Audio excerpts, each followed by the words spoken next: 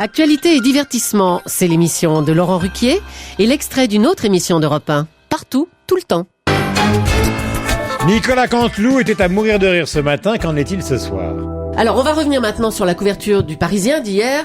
Ce boîtier anti-jeune, c'est un nouvel appareil à ultrasons qui est censé éloigner les jeunes, les faire fuir. Alors, Jacques Pradel, ça ressemble à un poisson d'avril. Je m'adresse au faux Pradel. Jacques, il réagit sur son jeu. Non, Jacques Pradel, c'est bon. Rien à dire, là. Alors, ce boîtier, Jacques Pradel, ça ressemble à un poisson d'avril et c'est pourtant vrai. Oui, Julie, ça peut paraître assez fou, c'est vrai, mais cet appareil existe bien, il est même commercialisé en Grande-Bretagne et aux Pays-Bas, je crois, mais ce n'est pas si surprenant que cela, puisque nous aussi, à Europe numéro 1, Europe 1, on a mis au point un boîtier anti-jeune, et je peux vous assurer qu'il fonctionne parfaitement. Je vous fais écouter le son tout de suite de ce boîtier, ce son qui est perceptible par tout le monde. D'accord. Bonjour, c'est Jean-Pierre Elkabbach. Ce matin, je reçois François Fillon pour parler de la politique économique de la France. Mais ça marche alors, Jacques Pradel? Écoutez, apparemment, Julie, ça marche plutôt bien, puisque en une phrase, là, on vient de perdre, d'après ce qu'on me dit en régie, 30 000 auditeurs jeunes qui sont tous partis sur Virgin Radio et Fun Radio. Et si ça ne suffit pas, on a également ce deuxième son anti-jeune. Bonjour, c'est Robert Hossein. Ça fait longtemps que je vous parle de l'importance de bien entendre. Olika, réponse-là. Voilà, on vient de reperdre 15 000 jeunes. Et si ça suffit pas, on a également carrément cela, ma chère Julie. Ah bon, on a autre chose encore pour faire fuir les jeunes, donc. Alors, heure d'été, heure d'hiver, la question du jour. L'heure d'été, on se lève plus tôt. Est-ce que vous êtes plus fatigué quand vous lèvez plus tôt? N'hésitez pas à nous appeler au numéro du standard. Non, franchement, on va en rester là. Merci Jacques Pradel. Allez, la flamme olympique des Jeux de Pékin passera par Paris le 7 avril, lundi prochain. Bertrand Delanoë a dévoilé son parcours. Il est avec nous ce matin. Oui, bonjour à toutes les Parisiennes, à tous les Parisiens. Alors, monsieur Delanoë, dites-nous un petit peu par où elle va passer cette flamme. Bien écoutez, elle va partir du Trocadéro, elle sera portée par donc Stéphane Diagana, elle ira ensuite sur les Champs-Élysées, là c'est David Douillet qui la portera, et puis enfin Richard Dacoury, le basketteur, me la remettra. Et vous allez vous aussi la porter, cette flamme? Oui, dès que je l'ai, je pars avec à Londres. Ah bon, pourquoi faire? Pour foutre le feu à cette ville de merde, tout simplement. Oh, il s'en remet pas de Paris 2012. Merci, monsieur Delanoë. Retrouvez la revue de presse de Nicolas Canteloup du lundi au vendredi à 8h45 sur Europe 1 et partout quand vous voulez sur europe1.fr.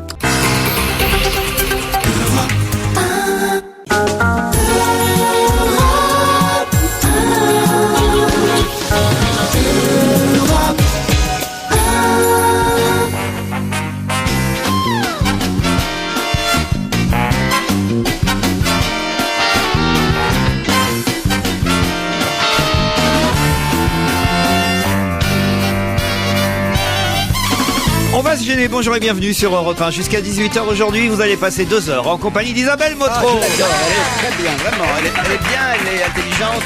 Vos commentaires, Gérard Miller, peut-être plus tard. On a entendu que vous étiez là, Gérard Miller. Gérard Miller. Bravo, il est bien lui aussi. L'homme qui applaudit plus fort que son ombre, Philippe Tesson. Oh là là, il est là aussi. Toujours intéressant. Pas toujours d'ailleurs. De ce qui se dit dans le milieu du théâtre, pas toujours. Il applaudit pas toujours plus vite que son ombre. L'homme qui est le roi de la cymbale ce matin, Stevie Boulet. Bravo Stevie, mais oui. Qui depuis hier prend sur Europe 1 des cours d'hétérosexualité. C'est vrai. Il faut quand même le dire. C'est vrai. Nous sommes désormais chargés, c'est une demande de Stevie, de relever dès qu'il y a une phrase, un mot, une attitude qui est un peu trop, on va dire, féminine. Voilà. Oh, Ça déjà, par exemple. Voilà, on est chargé. Distingué. Stevie nous l'a demandé parce qu'on ne lui propose que des rôles de gays pour le théâtre voilà. ou pour le cinéma. Il aimerait qu'on lui propose des rôles hétéros, donc il faut qu'on le corrige un peu. Ouais. Hein. Un peu comme Jean Poiret faisait dans La Cage aux Folles pour Michel Serrault, pour La Biscotte. Donc, dès que vous avez un petit dérapage, Stevie, hein, vous ne nous en voudrez pas. Vous me reprenez. Ah oui, parce que vraiment, ça va plus. C'est catastrophique. Philippe Alfonsi arrive à une allure corse, c'est-à-dire qu'il devrait être là d'ici. Je sais pas combien. Gérard Miller, vous êtes un homme ponctuel. Ah, vous l'avez remarqué. Je suis quasiment à la minute. Vous et Philippe Tesson, tous les mecs de droite. Hein. Ouais, absolument. On sait ce que c'est que l'ordre, la discipline. Je voudrais commencer cette émission par un rectificatif qui nous est demandé par la société Playmobil. Vous connaissez Playmobil? Bien sûr. Puisqu'on a, à travers une question, je crois que c'était la semaine dernière d'ailleurs, raconté qu'il y aurait une petite effigie Playmobil, vous vous souvenez? Oui, bien sûr. Michael Jackson. De Michael Jackson. Très bien. Or, c'est totalement faux. Voilà. Ah bon? Ah ouais. Il n'y aura pas de figurine Playmobil représentant Michael Jackson. Cette information est fausse. Voilà, c'est la société Cécile Lermite, responsable marketing consommateur chez Playmobil, qui tient à ce que nous rectifions. C'est le magazine Choc, auquel nous croyons pourtant, car c'est un magazine très crédible. Très bon magazine, ça. Non, mais ce que je trouve fou, c'est qu'il y avait quand même une photo. Choc. Hein, vous vous souvenez? Oui. Et ce qui était encore plus étonnant, c'est que cette photo était suivie d'une autre photo dont on voyait la figurine en question avec un bébé dans les bras. Oui. Et je m'étais dit, effectivement, que c'était quand même un peu, osé. Oui, comme provocateur. Comme photo, provocateur. Oh, c'est pas le genre de choc. Hein. Moi, j'ai lu ce magazine. C'est pas provocateur, fausse nouvelle. Non, c'est pas le genre. Franchement. Philippe Alfonsi, notre sauveur arrive. On désespérait. Votre sauveur. Il y aura un Playmobil Philippe Alfonsi en revanche, mais qui ne sortira pas tout de suite parce qu'il est en retard sur le marché. Qu'est-ce qui vous arrive? Pourquoi vous arrivez toujours en retard, Philippe Alfonsi? Comment j'arrive toujours en retard? Ah oui, vous êtes le Loboloc senior de cette émission. Faut dire ce qu'il y a quand même. J'ai remarqué, c'est souvent le cas des gens dont la première lettre du nom est A.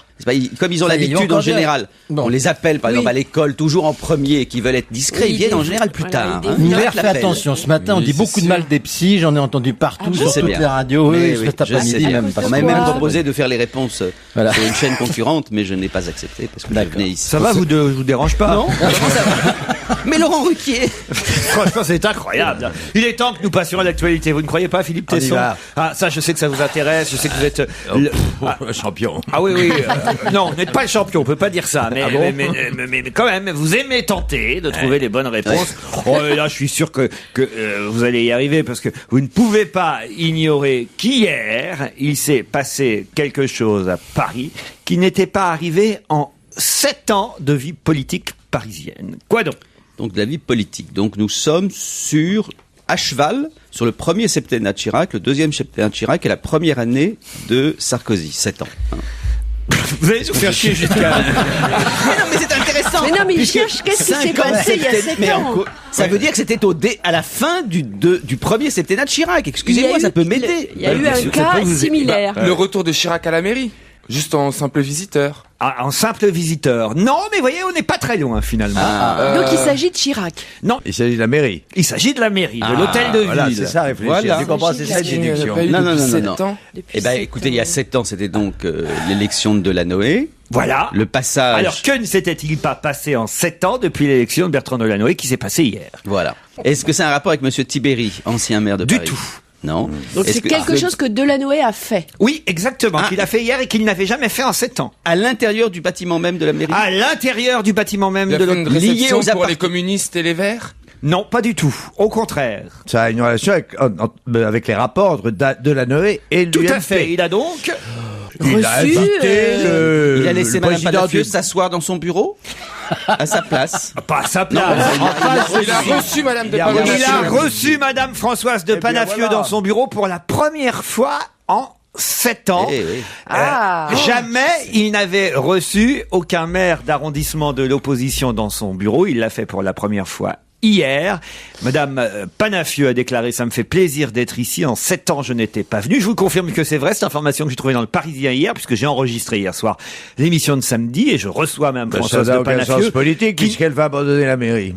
Bah oui. Enfin, elle est toujours députée du 17e. Non, mais et elle est toujours quand même conseillère municipale. Elle sera plus son opposante. Non, mais donc il la reçoit pour lui dire au revoir. Voilà, c'était tellement émouvant dans le reportage. Non, c'est pas vrai. Il la reçoit. Alors, elle me l'a dit, Mme de Panafieux, sur mon plateau hier soir. Non seulement il l'a reçue, elle, mais il lui a dit qu'il recevrait, avant même tous les autres maires d'arrondissement de gauche ou même des Verts, puisqu'il y a un Vert, je crois, maire d'arrondissement, il recevra tous les maires UMP des 8 arrondissements qui sont restés à droite dans un premier lieu. Et il a reconnu que ce n'était pas normal, puisque c'était un reproche que lui avait fait Madame de Panafieux pendant la campagne. Il a reconnu qu'effectivement, c'était pas normal que pendant 7 ans, il ne l'ait pas reçu en tête-à-tête dans son bureau. Il l'a fait hier pour la première fois. Bonne réponse de Philippe Tesson, Stevie Boulet. Voilà. Mais est-ce que c'est pas... C'est vrai. Franchement, c'était pas à son honneur, ça, Bertrand Delanoë. Bien sûr. Non, mais pas d'accord. Mais absolument. J'ai remarqué, lorsqu'il a été élu une deuxième fois, enfin élu si je puis dire, lorsque la gauche a gagné aux dernières élections, il a commencé son discours en rendant hommage à ses opposants, en faisant un petit geste de la main pour dire que la salle surtout ne se mette pas à siffler, ce qui est un classique en général. Dès que même le chef de l'État avait cité Ségolène Royal, si je ne me trompe, il y avait eu des sifflets. Et il n'y a pas eu un seul sifflet, je trouvais ça plutôt bien. C'est évident que dans une démocratie, on reçoit ses opposants. C'est tout ce que j'avais à dire. Voilà. Non, mais aujourd'hui, c'est tout ce que j'avais à dire. C'est ça, je vais vous dire. Je vous sens fatigué. Non, vous préparez. Oh là là, Laurent Ruquier, je vous connais. Vous préparez votre one-man show? Pas du tout. Je vous connais. C'est-à-dire que ça, il faut dire aux auditeurs. Lorsque vous dites quelque chose à la radio, et qu'ensuite, Laurent laisse un petit temps de silence après que vous ayez parlé, on a l'impression que ça n'a aucun intérêt. Alors que si immédiatement il réagit, parfois par un petit sourire, parfois pour une saillie supplémentaire, eh bien, on a l'impression qu'on a dit quelque chose d'intéressant. Et là, je ne vais pas m'arrêter parce qu'il a fait un petit signe aux autres pour leur dire surtout ne dites rien pour qu'un silence écrasant suive ma parole. Eh bien, ce silence écrasant, nous allons le laisser en hommage à tous les morts de la Commune de Paris.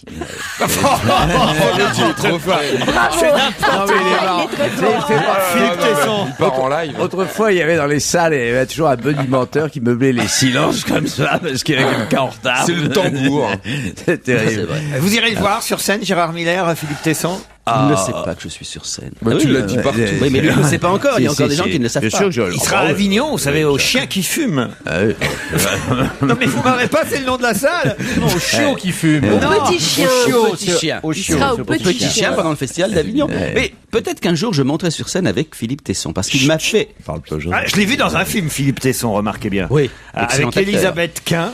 Non. Ah si. Avec Judith Mag. Oui, mais aussi. Ah oui, il y avait, c'est vrai qu'il y avait des images avec elle. Mais on n'était pas, la scène n'était pas avec Elisabeth. Votre scène était avec Judith Mag. Voilà. Vous étiez un couple, c'est dans quel film déjà, je vous ai vu? Ça s'appelait, attends, pourtant c'est récent, ça s'appelait, Ça se soigne. Ça se soigne. J'étais le père de Thierry Lhermitte. Ah voilà, le père de Thierry Lhermitte. Et le mari de Judith Mag. Et il y avait Julie Ferrier aussi qui était là. Excellent. Voilà. Un film de Laurent Chouchon. Voilà. Et merde, pourquoi d'un seul coup il y avait 2 critiques dans ce film? Bon, parce qu'on est des copains de Laurent Chouchon.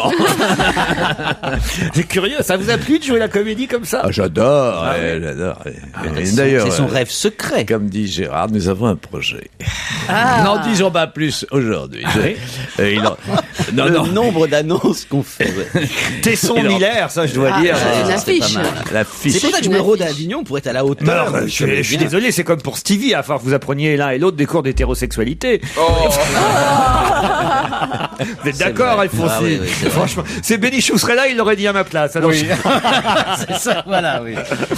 Pour revenir à l'information initiale, c'est bien que Monsieur Delanoë ait enfin reçu Madame de Panafieux. Moi, je pense que c'est suite au reportage quand il a vu Madame de Panafieux craquer. J'ai trouvé qu'elle était vachement émouvante. Ah oui, j'ai repassé les images quand elle pleure. Mais ouais, est-ce que vous pensez croyez que c'est un facteur pour... Enfin, un facteur, et c'est Bertrand Delanoë a dû le voir, ce reportage. Il a été ému, vous pensez? Ouais, je pense.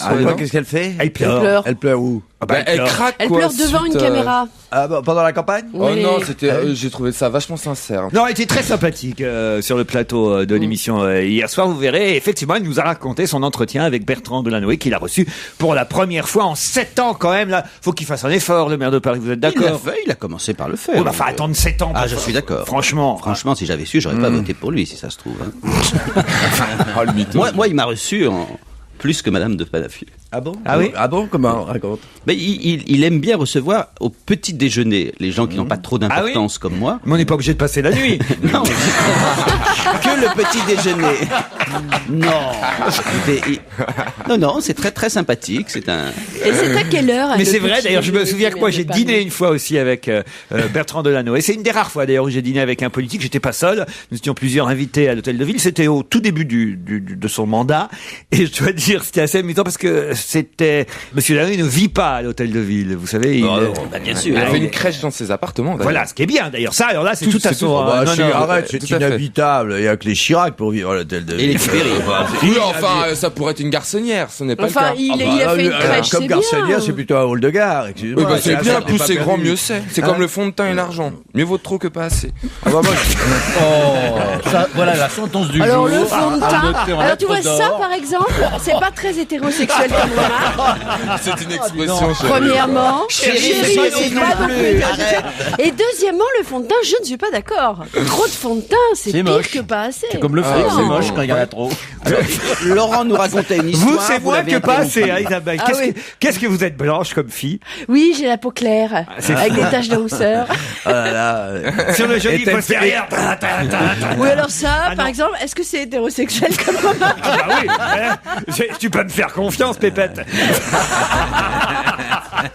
Bon, d'accord. Pépette, c'est comme ça que les homos appellent leurs chiens. C'est pas C'est pas C'est comme pas ça. vrai, Les menteur.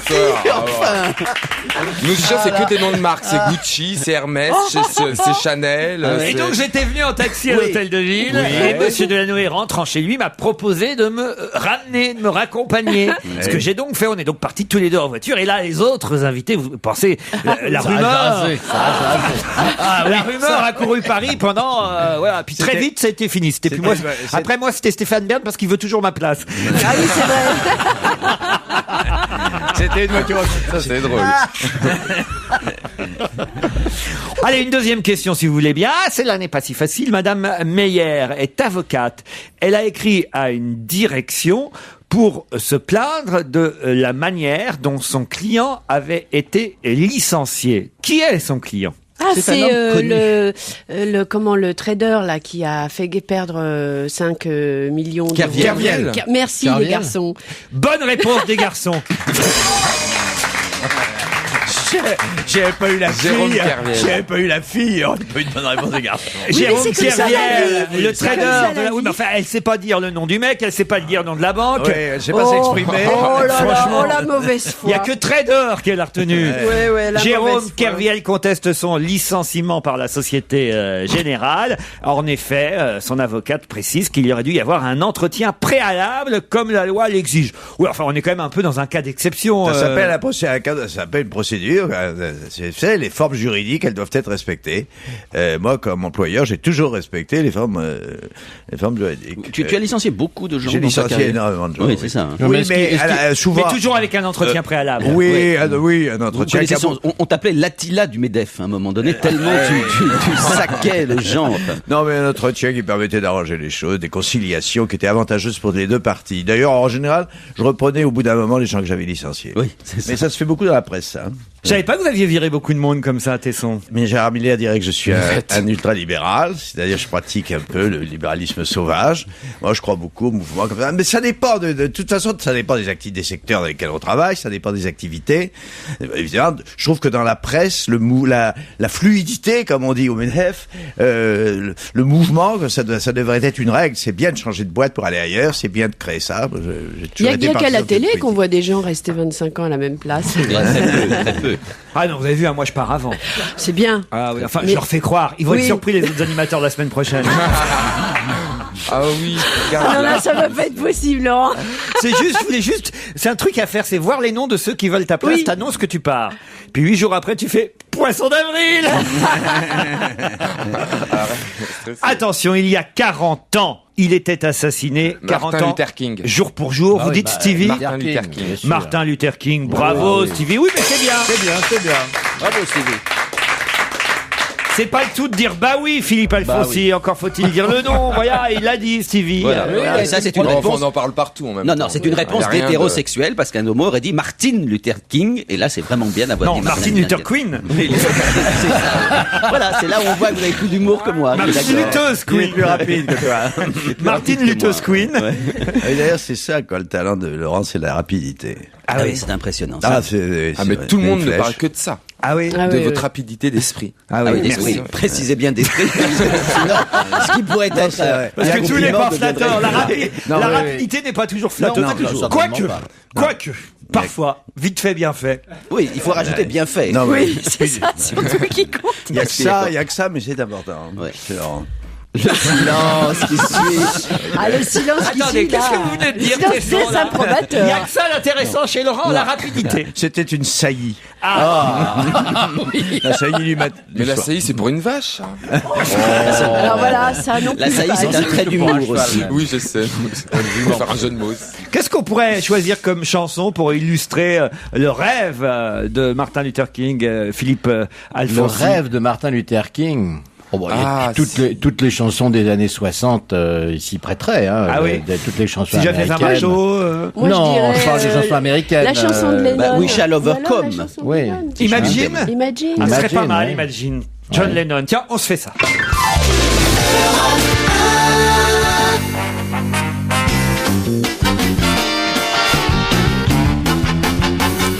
Philippe Tesson, Alfonsi, Gérard Miller, Stevie Boulet, Isabelle Motro tentent de retrouver ce qui se cache derrière les questions de l'actualité. Ça nous permet aussi de la commenter, cette actualité. Par exemple, je vous emmène à Lorient, où demain ouvrira ses portes une cité de la voile. La cité de la voile, à qui on a donné un nom. Quel nom? C'est assez facile. Tabarly, non? Tabarly. Bah oui, Tabarly. Bonne réponse de Stevie Boulet. Ah bah non, mais enfin écoutez. Eric Tabarly. Et Philippe Alfonsi dit encore, bah oui, Tabarly. Bah non, j'ai dit Tabarly en même temps. Ah Oui, non, désolé. on peut repasser quand même la bande. Ah bah, repassons la Oh, bande. bah pour tous les deux, où je la donne à Philippe. Stevie dit Martin Luther King. Alfonsi dit, bah oui, Martin Luther King. Il dit Tabarly, il dit, bah oui. Non, j'ai dit Tabarly en même temps. Oui, c'est vrai. Il faut rendre à César ce qui est Voilà. à César. Merci César. Bah oui, César. Enfin, je ne suis pas sûr que dans la tentative que nous faisons de te transformer en hétérosexuel, répondre à une question sur la voile et la vapeur, ça soit tellement justifié. Il valait mieux Éric t'abstenir et Tabarly. dire que c'était la réponse d'Alfonsi. C'est un bel hommage. La cité de la qu'il a voile, essayé de faire. Éric Tabarly ouvrira ses portes à Lorient demain, une ancienne base sous-marine allemande pendant la Seconde Guerre mondiale qui a été transformée. Le bâtiment espère attirer 100 000 visiteurs par an quand même. Bon, faut aimer la voile évidemment hein, pour aller. Non, c'est vrai pour aller jusqu'à Lorient pour voir Ça, c'est sûr. ce musée, cette cité. Mais après tout, il n'y en avait pas de cité de la voile. C'est pas interdit et c'est une bonne C'est idée. marrant qu'on donne ce nom de Tabarly au moment de l'anniversaire de mai 68, parce que vous savez qu'il lui est arrivé un truc formidable quand même. Au moment de mai 68, il partait sur il tentait, je ne sais plus quelle traversée, et bien évidemment, ça a été quelque peu retardé par les événements et par les grèves, etc. Et lui, c'était pas un mec de gauche. Hein. Alors lui, loin de là, il était furieux comme. Et c'est marrant parce que Gildas me racontait ça l'autre jour. Lui, au moment où on était tous dans la rue en train de couvrir les événements, dans une autre radio, lui était peut parti. dire RTS, dire radio qui Lui n'existe était plus. parti avec Tabarly pour essayer de lui faire partir son bateau, et ça a été une aventure extraordinaire. Pendant que nous, on était en train de recevoir et de voir passer les pavés au-dessus de notre tête, il y avait lui là-bas avec Tabarly en train d'essayer de prendre la mer. C'est une date importante dans la vie de Tabarly, un gros flop. Il a été obligé de faire des zigzags invraisemblables pour partir, et de faire appel à un bateau anglais, comme au temps de Londres, de ici Londres, pour pouvoir regagner son navire et prendre la mer. Voilà une petite précision, une petite anecdote Oui, concernant voilà. Ça, Éric Tabarly qui n'est pas inintéressante. Non, c'est ça qui Non, mais il y a eu un silence quand même derrière. Le silence qui suit du Alfonsi et du Et Miller. toujours du... 10 000 €, c'est la somme qu'il faudra payer au marché noir pour acheter quoi? Des places, bien Quelle évidemment. place? Des places pour le concert de NTM. Non. De Barbara Streisand. Non plus. NTM, C'est bien ça a un été concert. De Céline Dion. De Céline Dion, non. C'est bien un 10 000 €. concert. Ce n'est pas un 10 000 concert €, c'est du tout. phénoménal. Ah, c'est voilà, pas un un C'est concert. phénoménal, Pas 10 000 €, vous vous concert. rendez compte, ça fait. C'était un match C'est pas un match. Pour aller voir. C'est Au marché noir, c'est donc quelque chose qui s'achète beaucoup moins cher. C'est pas une pour la entrée. finale des. Bah non, il y a pour la. C'est sur Internet qu'on peut voir. C'est une entrée ou pas? Je comprends pas. C'est une, oui, une entrée, une place, oui. D'accord, une place. Pour une rencontre Il n'y sportive. a pas que des places pour des concerts. Non, bien sûr, oui, bien sûr. Vous dites Pour une rencontre sportive. une, non. Les Jeux Des- Olympiques. Alors allez-y. Pour la cérémonie d'ouverture. Pas d'ouverture, de clôture. Pour la cérémonie de clôture des JO, il faut payer 10 000 € au marché noir. Selon un journaliste chinois, 500 de ces places, pourtant nominatives, sont en vente sur Internet. C'est des gens qui ont acheté leurs places, évidemment, et qui les revendent 10 000 €. Bonne réponse de Stevie Boulet. Qui en est quand même... En football, on dit un hat-trick, qui en est quand même à sa 3e réponse consécutive. Ouais. Oui, faut quand même le signaler. Non, parce que personne ne dit rien. C'est bien. Est-ce que je peux vous poser une question sur vous qui connaissez bien le sport? Lorsqu'on enregistre parfois pour Europe 1 à Roland-Garros, l'émission quotidienne, je suis frappé du nombre de gens qui vous proposent des places au marché noir sur les trottoirs, mais des dizaines de jeunes qui proposent ça. Je me dis toujours, parce que parfois ils proposent 10 minutes avant le début d'un match, je me dis mais ces gens ont acheté ces places, elles ont payé. bien sûr. Et donc parfois ils risquent de garder ces places et de ne pas les vendre. Donc c'est un investissement extrêmement risqué. Non, mais c'est le commerce libéral. Tu prends un risque. Voilà. Ah d'accord. Bah oui, si ça marche. Ça, Gérard Miller ferait jamais ça. Non, mais c'est comment des gens ce sont des gens qui n'ont pas beaucoup d'argent. Ils achètent des places très chères. Ils ont gardent. fait du profit sur les places qu'ils ont vendues la veille. Ça leur permet, ils en gardent une partie. L'autre partie s'appelle un investissement sur lesquels ils font un profit. Gérard découvre les balbutiements du Alors on va capitalisme. faire des cours d'hétérosexualité pour Stevie, des cours de capitalisme pour Gérard. Je suis pour l'honnêteté, éventuellement. Mais c'est honnête. En quoi est-ce pas je trouve honnête? ce qui est plus formidable pour l'histoire. Je peux poser la question à Gérard, c'est une question morale. Je voudrais qu'il s'explique. En quoi est-ce pas honnête? Est-ce que les places au marché noir, c'est légal, les places au marché noir? Non, c'est pas légal. Entre l'honnêteté et la légalité, il y a des marges infinies. C'est ça aussi le capitalisme, Gérard. Il faudrait que tu sois un peu plus anarchiste et un peu moins dogmatique. Ah, peut-être. Tu comprends?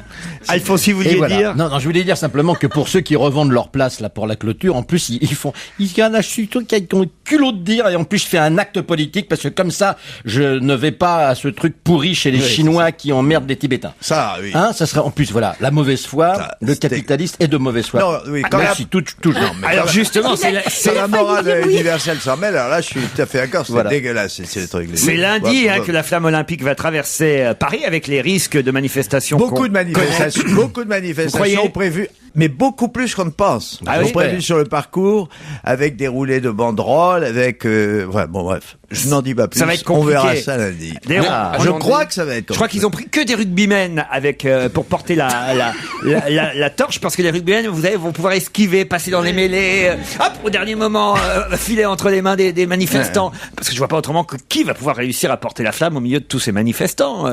Je crois que les manifestations seront pas de cet ordre-là. Ah. Ça sera pas ça. Ça sera plutôt des tentatives de spectacle à partir des balcons des immeubles, des édifices publics, des choses comme ça. Les sportifs porteront peut-être le fameux badge qui est en cours de négociation. Vous savez, un badge tout simple sur lequel il serait inscrit simplement pour un monde meilleur. Bon, c'est pas très précis, mais Non, il y a pas aussi, trop, il là, y a aussi, hein. il y a aussi un logo qui est d'ailleurs très très beau. C'est, je crois, le logo de Reporters sans frontières. oui, mais celui-là, où il est les anneaux interdit. olympiques sont transformés en menottes. Oui, Ah, mais ça, c'est c'est un- magnifique, ça. C'est là-dessus qu'il va y avoir des exhibitions, j'espère inattendues. Et Bertrand Delanoë a décidé de déployer sur l'hôtel de ville de Paris une banderole barrée du message « Paris défend les droits de l'homme partout dans le monde ». Voilà, de manière aussi à manifester sa solidarité envers le peuple tibétain. Quant à Jean-Marc Ayrault, il a même demandé que le drapeau tibétain soit déployé sur le fronton de l'Assemblée nationale. C'est peut-être un peu trop ça, non? Si? Non, c'est pas Ils vont assez. peut-être faire la gueule, hein. C'est très bien. Oui, ils Très sont bien. pas tout à fait pas d'accord, mais quand même, ce sera un minimum. Oui. Bah oui, c'est un minimum, mais bon. Fallait pas leur donner.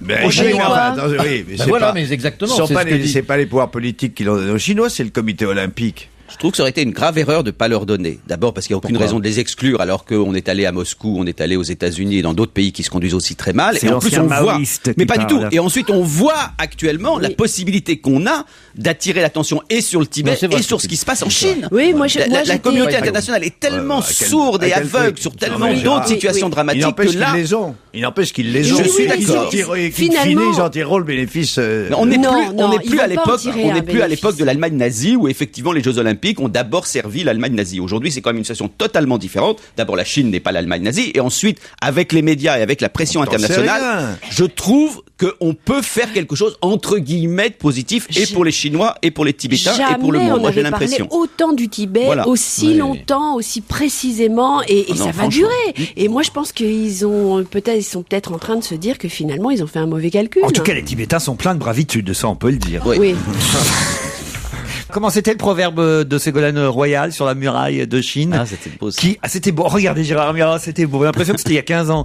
C'était il y a C'est vrai, c'est 2 très ans. loin déjà. Oui, ça, Qui je voit trouve, la muraille de Chine à Caire? Non, c'est Oui, un d'accord. truc de ce genre, hein, Oui, qui oui, voit oui, la oui, muraille de de Chine à Caire. C'est plus joli que travailler plus pour gagner plus. Ça, c'est sûr.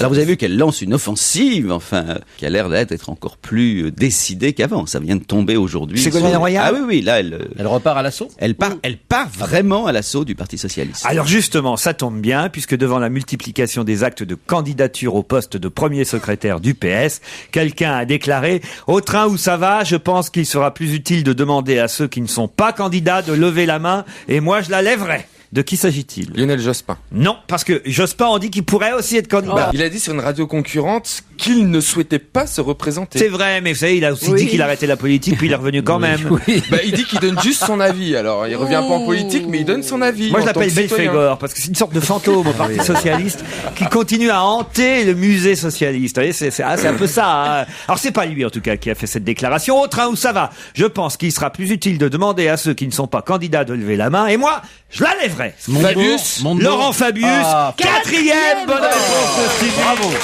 Là, c'est bien ça, Stevie, parce que ça, je l'aurais pas trouvé. Non, mais D'abord parce que c'est pas vrai. L'hétérosexualité te transforme. Il y a quelque chose qui se On n'est passe. pas des mouches. Hein. Vous voyez, vous avez bien fait de pas répondre Jack Lang. Vous avez vu Jack Lang danser en Côte d'Ivoire avec le président? Non, mais enfin. Ah, ça vous a pas On plu, aura ça? tout vu.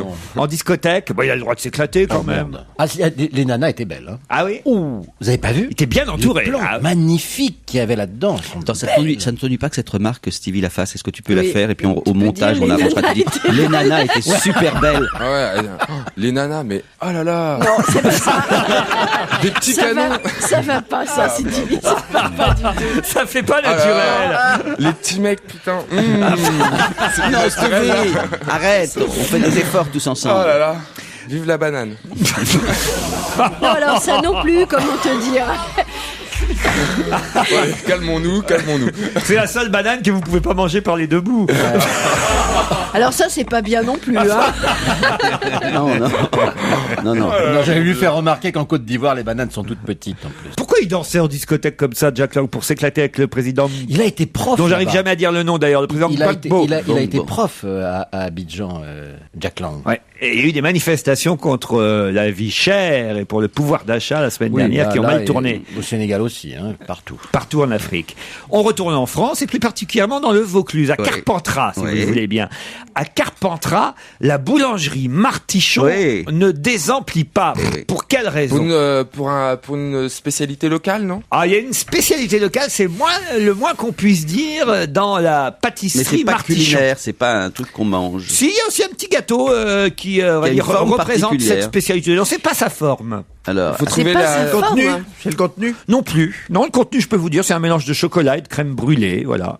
C'est pas la forme. Oui. et c'est le nom. pas le Quand on rentre, on dit, est-ce que je pourrais avoir? Et on... Tout le monde ne sait pas que ce gâteau existe et c'est pas essentiellement pour ce gâteau que les gens viennent dans cette pâtisserie, c'est parce qu'ils savent que cette pâtisserie Martichon de Carpentras, c'est L'unique pâtisserie où on peut trouver ses spécialités. ça sûrement, qui porte ce nom-là, sûrement. C'est la, Des c'est la pennones. pâtisserie de quelqu'un de connu. Ah, ça c'est mieux. Déjà. De Mireille Mathieu.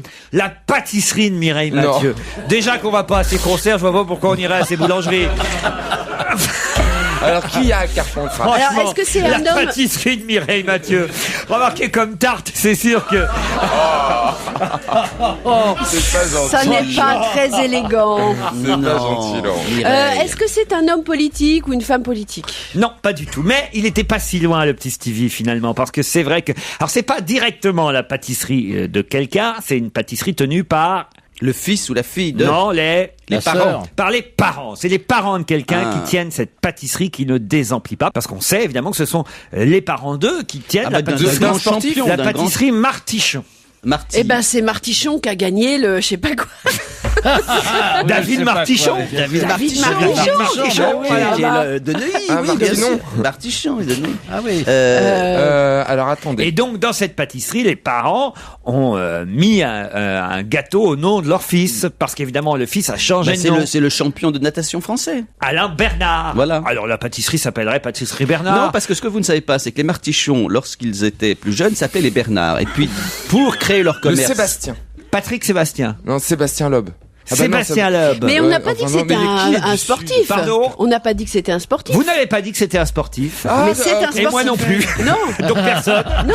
Donc je vois pas pourquoi vous continuez à me dire des noms de sportifs. C'est un chanteur. Pardon. C'est un chanteur. C'est un chanteur, monsieur Raphaël. Alfonsi. Non, c'est pas Raphaël. Voilà, ça c'est pas mal par exemple. Camille. C'est un chanteur. Alors si c'est pas C'est un Raphaël, chanteur. c'est Oui. C'est un chanteur. Benabar. pas Benabar. Qui a le plus de succès en ce moment? Raphaël. Vincent Delair. Maé. Non, bah non. Vous avez dit J'ai dit Maé, mais ça... Maé, bonne réponse de Philippe Tesson.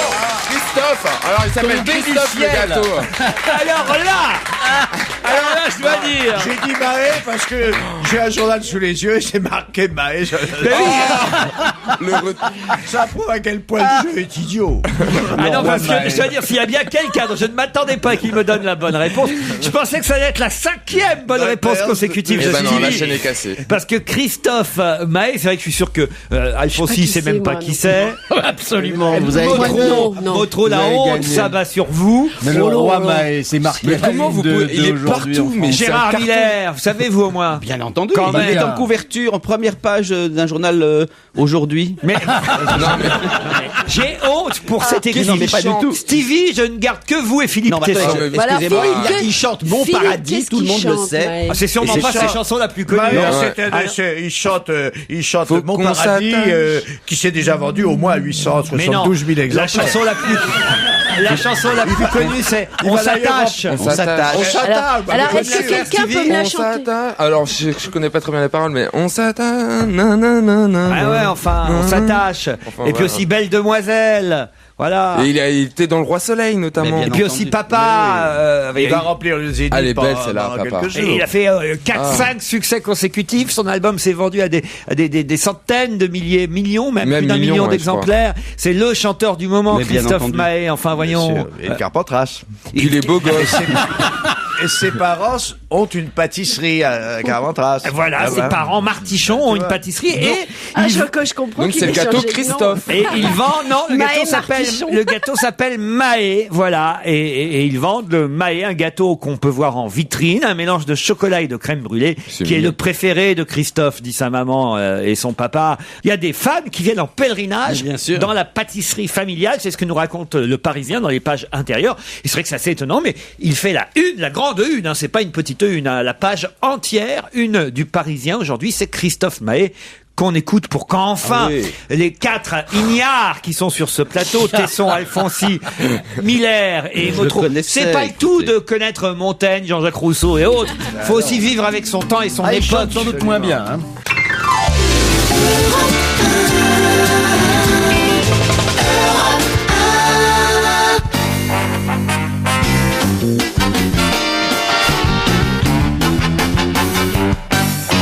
La Commission nationale de l'informatique et des libertés, vous connaissez La CNIL. La CNIL, la Commission nationale de l'informatique et des libertés, vient de donner son accord à la ville de Paris pour organiser et constituer un fichier. Quel genre de fichier? Des personnes mal garées. Pas mal garé. Qui ne payent jamais leur parc-mètre. Non. Mal barré. Qui payent pas leur contravention. Qui se gardent toujours sur les livraisons. Non. C'est bien des voitures dont il s'agit? Il ne s'agit pas de voiture. Ah, voilà. de camions. Non plus. De vélos. De Ceux qui utilisent Vélib. Et qui? Eh ben les Et qui Parisiens. ne les rendent pas. ceux qui sont les mauvais utilisateurs de Vélib vont être fichés par la mairie de Paris. La CNIL, la Commission nationale de l'informatique et des libertés, vient de donner son accord pour constituer ce fichier. Mais c'est quoi un mauvais utilisateur de Vélib? Qui ne les rend pas, ceux ou qui les qui rend auraient abîmés. volé ou volontairement dégradé un Vélib pourront être inscrits sur une liste noire. Même chose en cas d'utilisation frauduleuse ou de non-respect des conditions générales d'utilisation. En cas avéré d'impayé, la sanction pourrait atteindre jusqu'à 3 ans de privation d'abonnement en cas de vol avec récidive d'un Vélib. Mais... Bonne réponse de Stevie Boulet. Mais comment on peut être sûr que d'avoir le nom de la personne? Alors là, écoutez, faut par les traces bancaires. Carte bancaire. Oui, mais tu peux pas être sûr que la personne qui a abîmé le Vélib, c'est bien la personne, la dernière personne qui a utilisé. Cela dit, moi franchement... Il y a quand même 700 Vélib qui ont été volés depuis juillet 2007. Cela dit, juste un petit mot sur la CNIL. Je trouve que très souvent on nous dit la CNIL a donné son accord, la CNIL ceci. Je trouve que vraiment la CNIL devrait être réformée. Elle laisse passer des choses invraisemblables. La Commission nationale de l'informatique et des libertés, pourquoi? Moi, je suis toujours de ceux qui sont scandalisés de la nouvelle carte orange. On n'en parlera jamais assez de cette histoire. Ouais, il a raison. La nouvelle carte orange. Jusqu'à un certain temps, vous preniez une carte orange, on vous demandait rien, vous aviez votre photo d'identité dessus, votre nom, point final. Maintenant, il y a toute une partie de ceux qui utilisent la carte orange qui sont purement et simplement fichés. C'est-à-dire qu'il y a effectivement, on leur demande d'envoyer à une adresse donnée leur photo, leur carte d'identité, et ensuite il y a une puce qui vous permet donc d'être tracé chaque fois que vous prenez le métro. Alors on vous dit, ah oui, mais c'est pour vérifier au cas où il y ait un jour des incidents. Toujours est-il qu'il y a actuellement des milliers, des centaines de milliers de gens fichés dans leur trajet. Je trouve ça absolument scandaleux. Alors on vous dit oui, mais il y a une carte orange qu'on peut acheter sans passer par ce processus de la puce. Sauf qu'elle est plus chère. Vous savez que c'était assez drôle. J'ai découvert ça aussi en étudiant le dossier de Françoise de Panafieux, parce qu'à un moment donné, ils ont fait une sorte de contre-programme de la Noé qui n'était pas toujours d'une grosse finesse, mais à propos des Vélib, c'était assez rigolo parce que ils donnaient la définition du Vélib pour l'UMP, donc pour le camp Panafieux. Définition du Vélib, c'était écrit Vélib : Vélov lyonnais peint en gris. Moi, je trouve ça très amusant parce que c'est vrai que ça rappelle qu'on n'a rien inventé à Paris, que effectivement ça existe à Lyon depuis longtemps, que là-bas ça s'appelle Vélov et que là-bas ils sont simplement d'une autre couleur qu'à Paris, qu'on en a fait tout un plat des Vélib parisiens alors que beaucoup d'autres villes françaises les avaient avant nous. On voit bien pourquoi ils ont perdu à droite, parce que reprendre une bonne idée dans ta propre ville, ça n'est pas une mauvaise chose, et même si t'en as pas la paternité, ça te permet quand même de faire plaisir aux gens. Je me rappelle quand même qu'ici, les Ruquier et autres Bénichou avaient incroyablement ironisé sur les Vélib les premiers jours où les Vélib sont arrivés et où j'en avais fait. J'ai toujours été pour, moi. Et où j'en avais fait. Ah, le jour où vous en avez fait, ça oui, on s'est foutu de votre gueule. On expliquait. Ça, je me connais. Autrement, moi, je suis totalement pour les Vélib. Moi, ça me dérange pas, les Vélib. Je suis très content qu'il y ait des Vélib. Après, il y avait les gens qui disaient toujours, mais quand on en cherche un, on le trouve pas, quand on le... Vous l'avez déjà essayé, ça? Ah non, faut pas non plus déconner. Quoique, j'ai peut-être m'y mettre maintenant que je suis devenu sportif. Oui. Ah oui, ça, je sais pas si vous avez... écoutez, vous avez vu la différence, quand même. Vous avez doublé de carrure. Vos muscles se sont développés Gérard Miller à la Schwarzenegger. Ah non, c'est impressionnant. Les gens ne vous voient pas parce que c'est la radio. Merci. Ce qui est con, c'est que vous faites aussi de la télé, donc là, ils peuvent se rendre compte que ça n'est pas exact ce que je dis. Mais non, moi je vous connais, vous êtes beaucoup plus musclé. Ah oui. Oui, t'as pris des pecs. Ah voilà. T'as pris quoi? Des pecs. T'as pris des pecs. Ah oui, d'accord. T'as pris des pecs, oui, c'est pas... T'as pris des pecs. Bon, d'accord. Enfin, c'est bien hétéro, ça, merde. Ouais, mais... Bah oui, mais pas pec. Pas pec. T'as pris des pecs, chérie. Moi, je suis désolé, on dit ça tout le temps. On fume, on boit, nous ne sommes pas des gentils garçons. Qui a fait cette déclaration? Les Rolling Stones. Tony Truante. On fume, on boit, nous ne sommes pas des gentils garçons. Non, ce sont pas les Stones. Parce que ça, ils n'avaient pas besoin de le dire, on le savait. Hein. Ça, on le savait. C'est un Français? Non. Mais c'est des gens dont on pourrait croire, entre guillemets, que ce sont des gentils garçons. Qui ont l'air bien gentils. Les Q-Hotels. Vous avez dit les Tokyo Hotels, c'est ça? Ben, c'était la bonne réponse, Stevie Boulet. Oui, alors... Vous n'avez pas réalisé que dans Tokyo, il y avait Kyo, qui était le groupe précédent, adoré des adolescents, faut dire les choses comme elles sont. Et c'est vrai qu'après Kyo, c'est Tokyo. Mais il est hallucinant. Faudrait maintenant inventer un groupe qui s'appellerait Totokyo. À chaque fois, on rajouterait une syllabe. Les Toto. Les Tokyo Hotel. Gérard Miller, c'est eux, ces jeunes chanteurs allemands qui ont dit, nous, on fume, on boit, on n'est pas des gentils garçons. Ils l'ont dit en allemand, je vais vous le traduire d'ailleurs. Wir rauchen, wir trinken, wir sind nicht, comment on dit gentil? Net. Wir sind nicht. C'est de l'anglais. Tiens, gentil, je me souviens plus. Comme quoi, ça part, l'allemand quand même. Hein. Et C'est-à-dire pourtant... qu'on dit peut-être pas souvent gentil en allemand, non? Oh, c'est méchant comme remarque. Oh là là. Oh, les vieux clichés. Oh là là, on n'en peut plus. Wir rauchen, wir trinken. Arrête. Wir sind nicht. Gute, des bons. Gute men. Gute. Men, je suis pas sûr, hein. Comment? Menor. Menor. Der Mann, c'est l'homme. Menschen. Alors, Menor, Gute On est Menschen. nuls, là. Ou Gute Kinder. Non, ça, c'est les enfants. C'est des enfants ou c'est des œufs au chocolat? Ça dépend.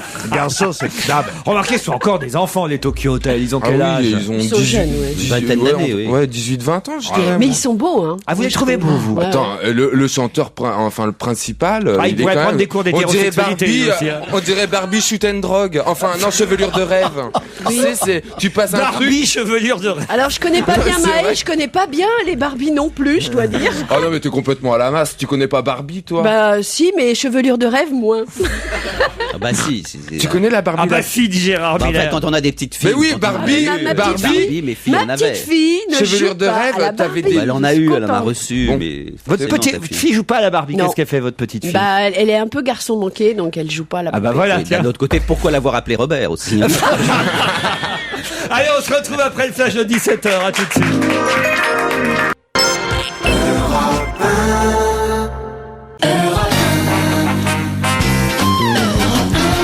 On va se gêner avec Gérard Miller, Philippe Tesson, Philippe Alfonsi, Stevie Boulet et celle qu'on découvre être une fan de Tokyo Hotel. Décidément, il y en a des surprises dans cette émission aujourd'hui. Isabelle Modreau, pensez pas.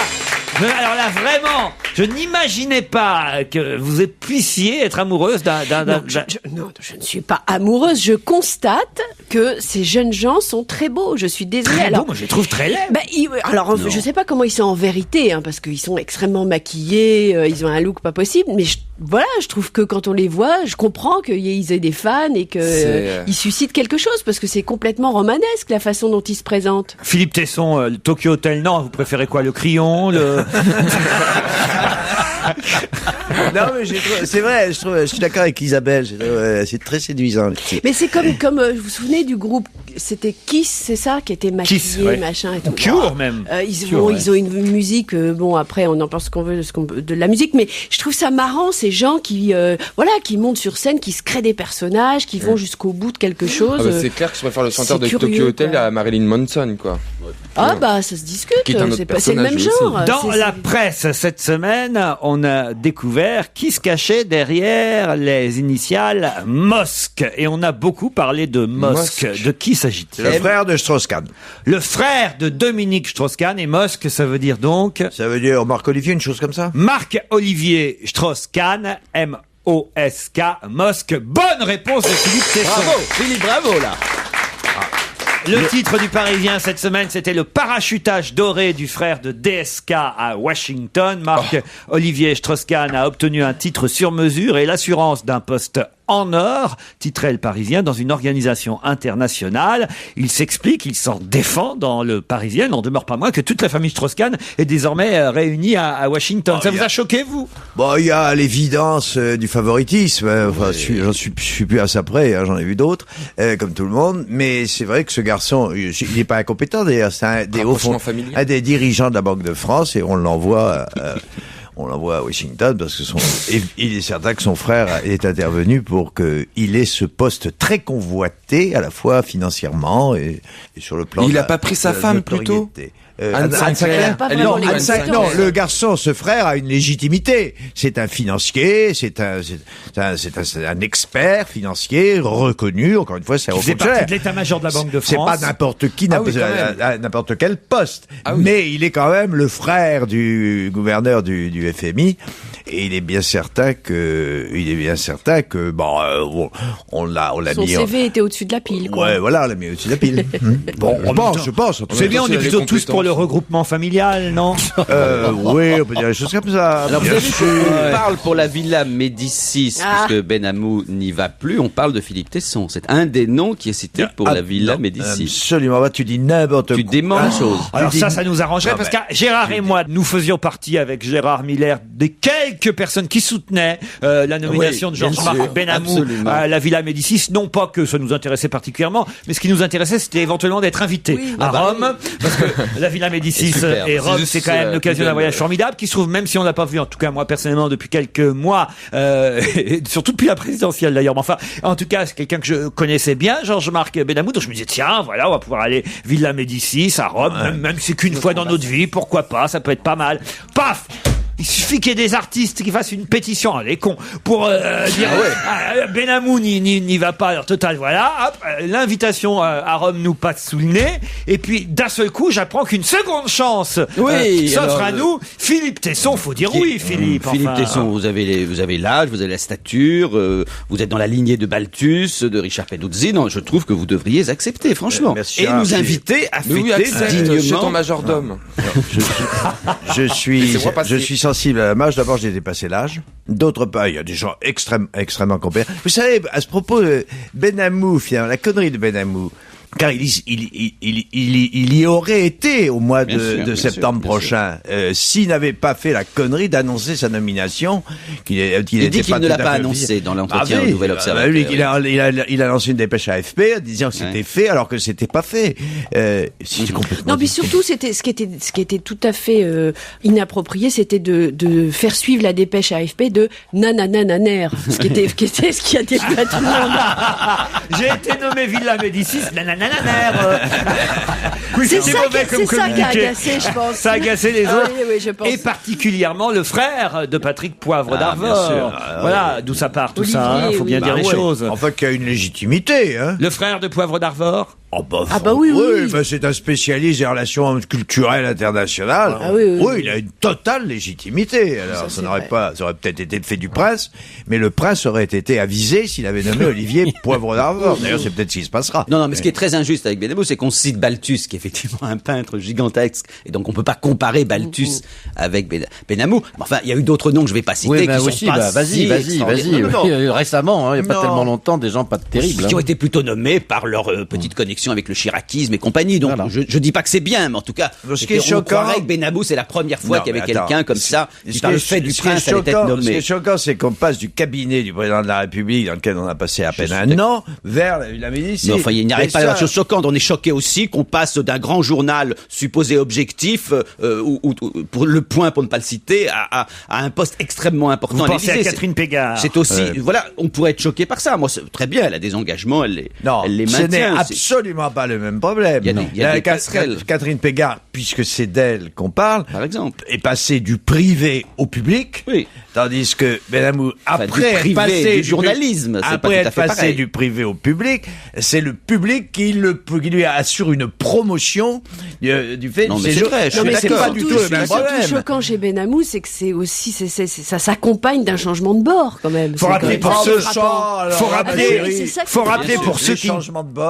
pour ceux qui ne connaissent pas Georges-Marc Benamou qu'il est celui, d'ailleurs, rôle qui a été interprété par Jalil Lesper au cinéma, celui qui marchait aux côtés de François Mitterrand sur les quais de Seine, puisqu'il est un des derniers à avoir confessé, en tout cas s'être entretenu avec le président Mitterrand, et c'est le fameux livre dans lequel on racontait que Mitterrand mangeait des ortolans. Voilà, c'est Georges-Marc Benamou qui a écrit ce succès, qui a été un livre et ensuite un film dans lequel le rôle de Mitterrand a été joué par Michel Bouquet d'ailleurs, et le rôle de Benamou par Jalil Lesper. Voilà, pour resituer un peu qui est Georges-Marc Benamou, qui effectivement était quand même plutôt étiqueté à gauche, plutôt journaliste du Globe, de l'événement du jeudi, mais plus récemment aussi de la Provence, où il était éditorialiste. Excuse-moi, initialement du quotidien de Paris, où il a passé 5 ans, il a fait ses débuts, c'est moi qui ai engagé Benamou, il avait 20 ans, il est arrivé de Nice, c'est un garçon très brillant, très instinctivement journaliste,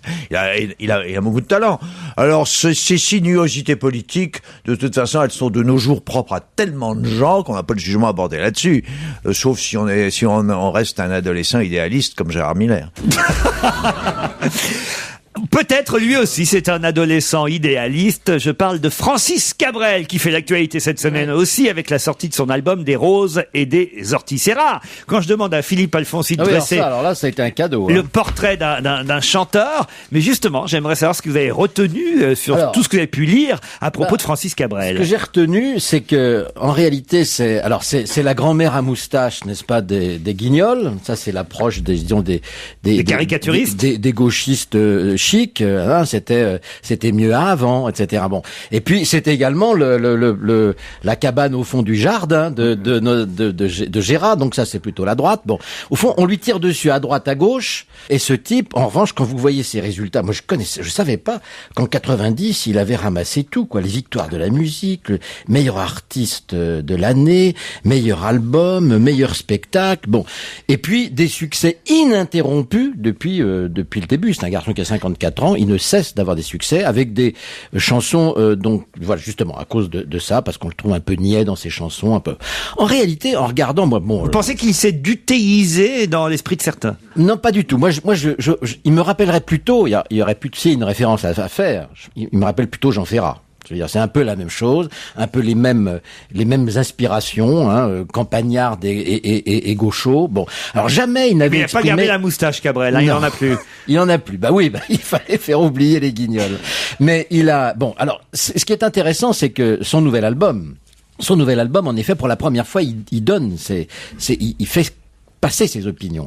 Parce que j'ai appris, ce que je ne savais pas, c'est qu'il était d'extrême gauche, qu'il avait toujours suivi les mouvements extrêmement, mais à l'extrême gauche, et qu'il dit même que la gauche ne s'exprime qu'à travers les mouvements d'extrême gauche et qu'il n'y a pas d'autre expression de gauche aujourd'hui, que le PS est à volo, etc. Bon, ça, que je ne savais pas. Alors parce qu'en effet, c'est un monsieur très discret, qui ne le fait pas passer dans ses chansons, mais là, ça y est. Dans Les orties, et les roses et les orties, il y a 3 thèmes, et je trouve des thèmes qui sont vraiment intéressants. Il y a d'abord le coup de chapeau à celui qui lui a fait chanter au départ, Bob Dylan. Hein, je veux dire, quand il refait une chanson en hommage à Bob Dylan. She belongs to me. Oui, et j'ai appris au plus qu'il avait une deuxième passion qui a été pour moi dans mes jeunes années aussi un type formidable, c'est Leonard Cohen. Bon, je veux dire, enfin Bob Dylan, Leonard Cohen, c'est pas des mauvaises, c'est pas des mauvaises influences, hein, plutôt pas. Bon, et là, bon, donc il y a d'abord ce coup de chapeau, et puis ensuite, alors il mitraille sur 3 points. L'immigration, hein, donc il tape très fort sur ça s'appelle, je crois, African Tour.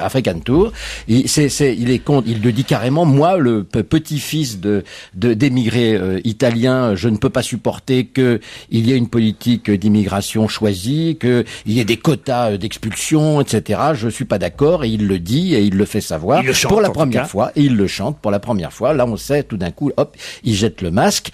Et puis la deuxième chose, c'est la religion. Alors là, il tape très fort. Dommage que Bénichou soit pas là parce qu'il applaudirait certainement. Il tape très très fort sur la religion. Il dit que moi-même j'ai été enfant de cœur, j'ai cru très très fort à tout ça, mais maintenant c'est de la connerie. Et il s'en prend particulièrement, mais en spécifiant d'ailleurs que s'il dit les cardinaux en costume et qui se foutent de ces gens qui ne réagissent pas aux gens qui dorment sur le bitume et qui donnent plus à manger à leur chien que à l'homme qui crève dans la rue. Tiens, je vous signale d'ailleurs en passage que là, il recoupe un truc formidable. Je sais pas si vous avez vu ce documentaire qui est passé sur les papous qu'on a amené faire un tour de France. C'est un truc qui a été diffusé sur Canal. Et Cabrel recoupe là quelque part les papous, parce que quand il dit on donne pas, on laisse crever les gens de faim dans la rue, on donne à bouffer à nos chiens. Bon, et là de la même façon, les types disent mais qu'est-ce que c'est que ce pays où les gens crèvent de faim dans la rue et où les chiens sont les rois, etc. Ils disent à notre avis, les ancêtres des blancs, ça doit être les chiens. J'ai trouvé cette remarque magnifique, mais d'une profondeur extraordinaire et très forte. Bon, voilà. Donc le Cabrel papou et le troisième point. Alors ça, je trouve ça très bien pour un des piliers des enfoirés, un des piliers des restos du cœur. Il se retourne vers ces chanteurs qui épousent des grandes causes comme ça et qui se donnent bonne conscience un peu trop facilement. Et il dit c'est trop facile parce qu'au fond de nous, on est tous des égoïstes et rien d'autre. Et arrêtons de donner cette espèce d'image un peu bébête et un peu gentille de nous-mêmes. Nous ne sommes pas comme ça. Même quand on fait des choses bien, il faut avoir le recul et savoir se critiquer. Voilà. Je trouve que ce type-là, il est plutôt très bien.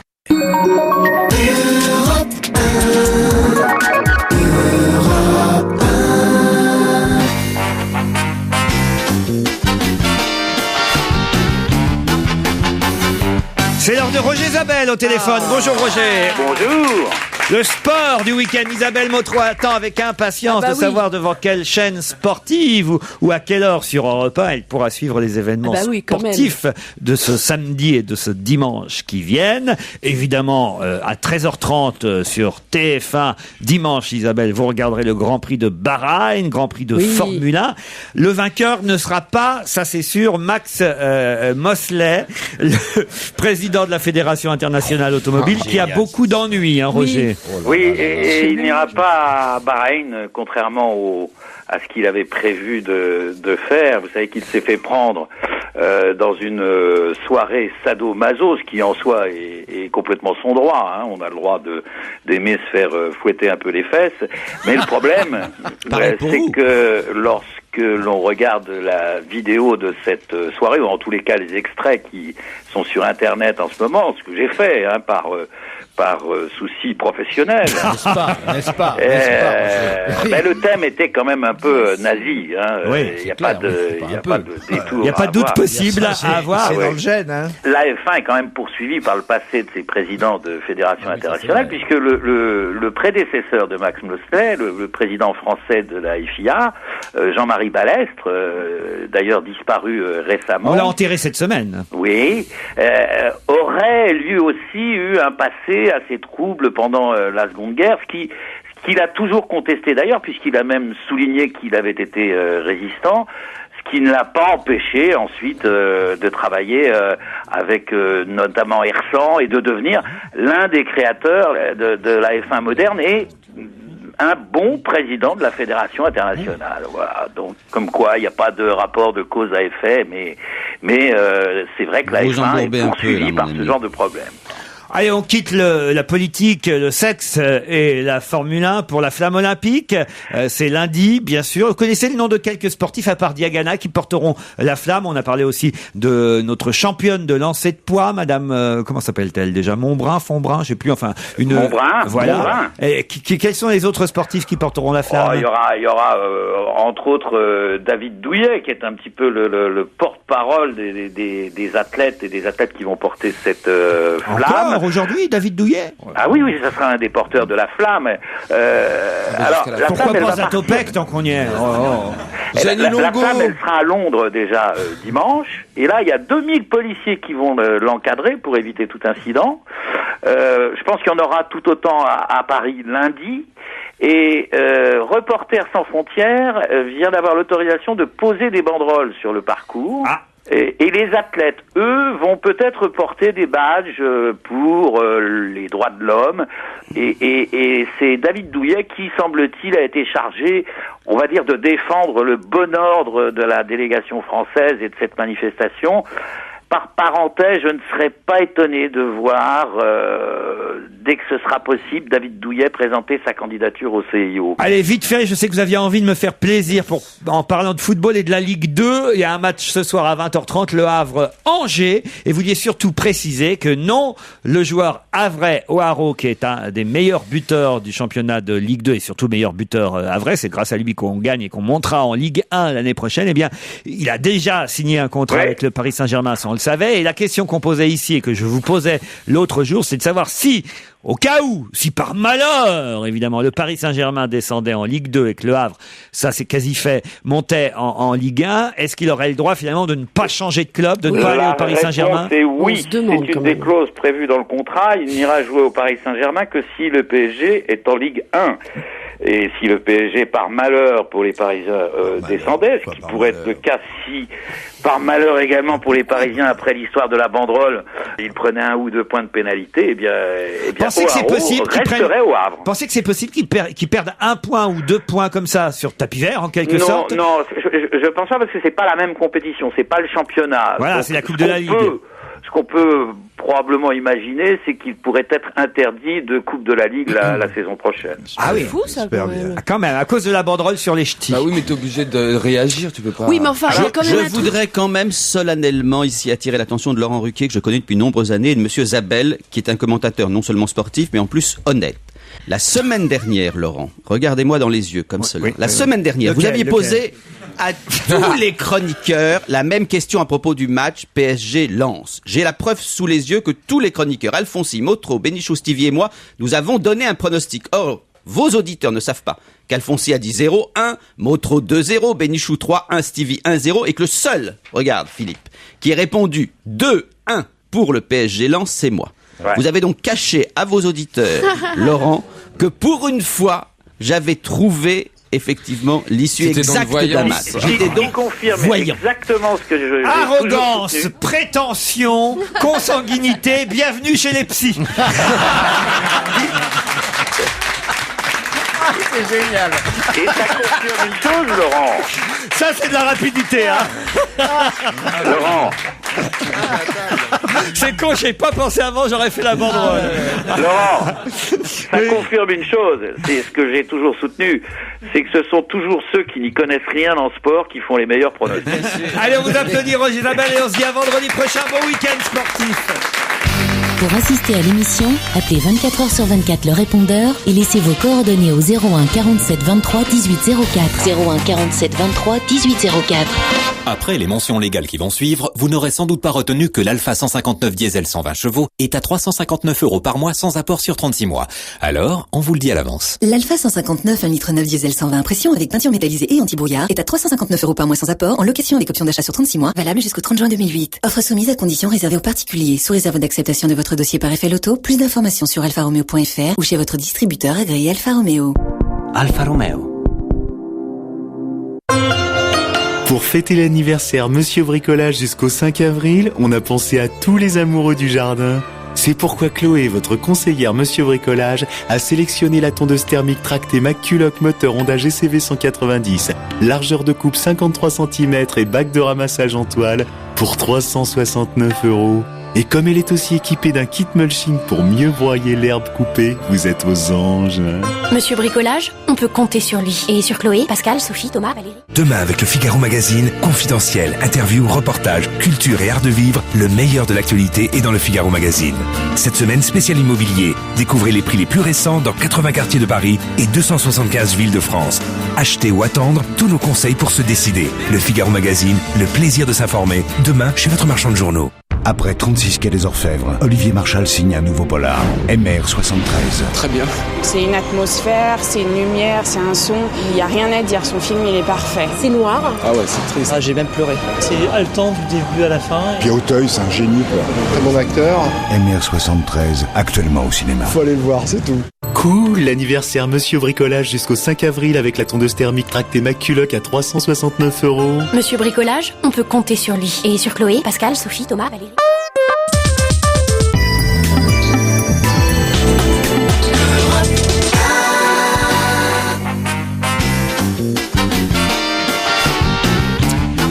Philippe Alfonsi, Gérard Miller, Stevie Boulet, Philippe Tesson, Isabelle Motro et Serge Eliado au téléphone.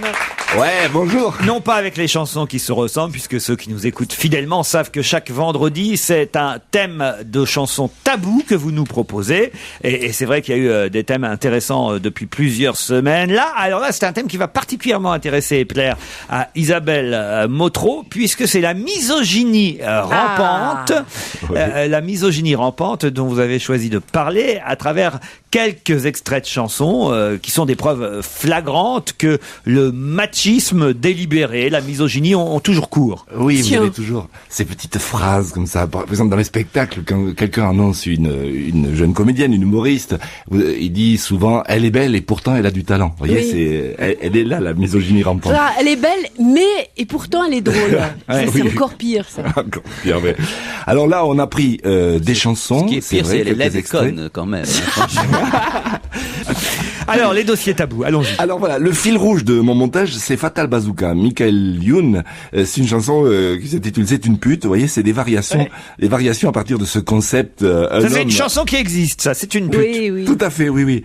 Un homme à femme, c'est un don Juan. Une femme à homme, c'est une pute. Et il décline comme ça plusieurs exemples intéressants. Dans votre liste, vous, ça, il va être content, vous avez inséré Christophe Alévèque dans un extrait de sketch. Un sketch qui s'appelle Les Gonzesses et qui provoque toujours beaucoup de réactions. Mais une chanteuse qui s'appelle Juliette elle-même, qui chantera que la femme est une invention diabolique. Voilà, elle remet les pendules à l'heure en disant oui c'est ça, la femme est une invention diabolique d'après les hommes. Wally, qui est un humoriste qui fait aussi un sketch sur la misogynie. Oui, c'est ça.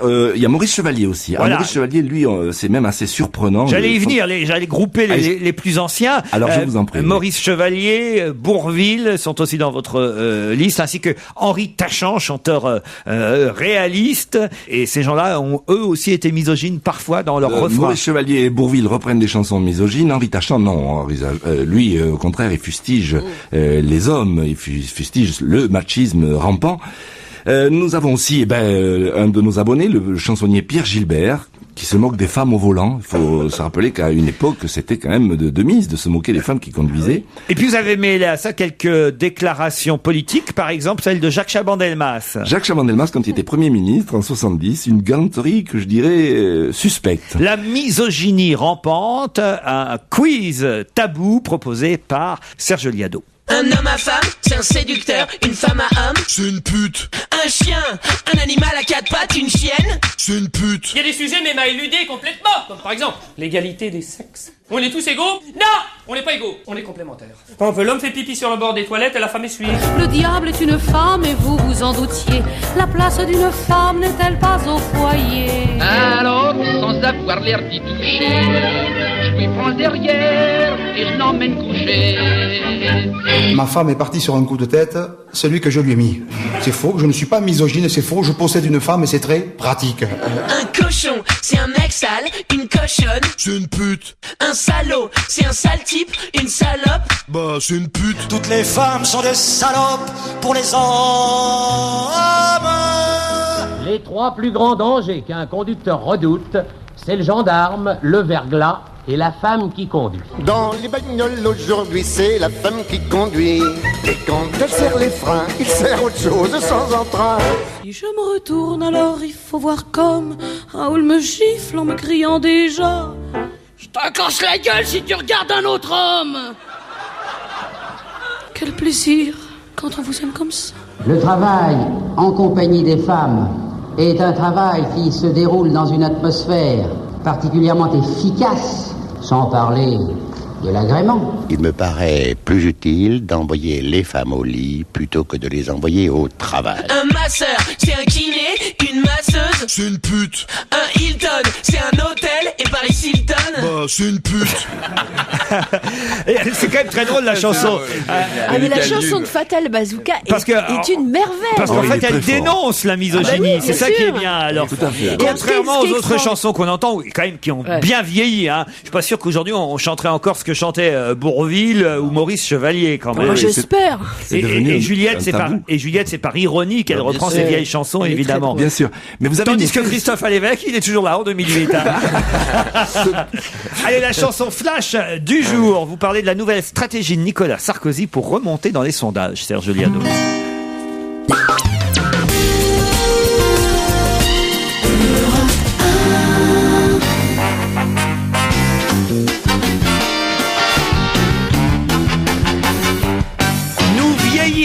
Ensemble, c'est pas ce que je suis en train de vous dire, hein. Philippe Tesson, Gérard Miller, Stevie Boulet, Philippe Alfonsi et Isabelle Motro, encore que ça fait un petit moment qu'on vieillit déjà ensemble les uns et les autres. Isabelle et moi, en tout cas, ça fait à chaque fois je le dis, mais oh là là, mon Dieu, Isabelle. Ça fait combien de temps 18 ans maintenant. 18 ans, nom d'un chien. 18 ans qu'on vieillit ensemble. Si on avait eu un enfant, il serait majeur. Ah, c'est drôle. Arrête. C'est affreux, hein. Non, nous vieillirons ensemble, c'est le titre d'un roman signé Camille de Peretti, publié chez Stock, roman que je vous ai confié pour que vous me donniez votre avis, votre goût sur ce roman ou votre absence de goût pour ce roman d'ailleurs. C'est Stevie qui commence peut-être avec un petit pitch de l'affaire. Alors, on est le 1er octobre, nous sommes dimanche, nous sommes dans une maison de retraite qui s'appelle Au Bégonia, en banlieue parisienne. Enfin, c'est la vie d'une maison de retraite en fait. Alors, il n'y a pas vraiment d'histoire puisque chaque personnage raconte. Alors, il y en a une des trois maisons qui a Alzheimer, il y a Nini qui est un peu folle, exigeante, tout ce qu'on veut. Il y a le directeur qui gère pas grand-chose dans cette histoire et qui est plus sur eBay en train d'attendre attendre d'acheter un timbre super rare parce que c'est un philatéliste. Enfin, c'est un peu gros pour ce que c'est, je trouve. C'est-à-dire un peu gros pour ce que c'est. Bah, des fois, on passe quand même des pages parce que, je sais pas, mais c'est bien, c'est sympathique. Mais en fin de compte, c'est l'histoire des personnes âgées qui attendent la mort. Alors c'est comment on peut s'occuper en fait dans une journée pour que le temps passe plus vite, quoi. Ça vous a amusé quand même? Bah ouais, moi il y a quand même des bons passages. Vous êtes allé au bout? Non, j'ai survolé quand même quelques passages parce que c'est vrai que c'est trop long pour ce que si encore c'était une histoire profonde et tout, mais c'est pas le cas. C'est vraiment on s'arrête chez les personnages et puis on repart ailleurs. On va voir ce qu'en pensent les autres. Philippe Tesson, qu'est-ce que vous avez pensé de Nous vieillirons ensemble? Oui, moi, je serais absolument pas impartial, mais enfin, bon, tout qui nous le demande, hein. Oui. C'est le roman dont les héros, dont les personnages sont en moyenne des octogénaires. D'ailleurs, ça devrait m'intéresser. C'est vrai que c'est les gars, on peut dire que c'est un roman miroir, c'est un document, c'est pas un roman finalement. D'abord parce que qu'est-ce que c'est qu'un héros romanesque de 80 ans, c'est affreux. Et puis ensuite parce que l'auteur n'a pas le talent romanesque, c'est plus une chronique qu'un roman. C'est une chronique qui peut intéresser certaines gens, notamment des gens qui sont justement au bord de la vieillesse, puis qui disent comment ça va se passer. Ça peut amuser les centenaires. Ça peut les intéresser. Voilà. Ça peut les intéresser. Alors bizarrement, on se dit il va peut-être se passer quelque chose, mais il ne se passera rien. Et c'est quand même un assez gros livre, ça fait plus de 250 pages, je sais pas. Et on ferme le livre après avoir lu, comme on feuillette un album de photos, après avoir lu des images. Peut-être c'est le but du livre, de dire que finalement il se passe rien. Il se passe rien quand on est dans cette tranche d'âge-là. Je crois ce qui est terrible. Le positionnement vis-à-vis de ce livre, c'est un positionnement personnel de chacun d'entre nous, qui est finalement induit par l'image le rapport que nous avons avec la vieillesse et avec la mort. Et pour peu que on ne supporte pas l'idée de la vieillesse, pour peu que on n'aime pas l'idée de la mort, pour peu qu'on trouve obscène les ravages de l'âge, et en rapporter en général à soi-même, mais c'est toujours avec sa propre sensibilité qu'on juge quelque chose. Eh bien, pour peu qu'on ne supporte pas ça, à ce moment-là, on ferme ce livre comme si on avait mangé quelque chose de pas très bon, quoi.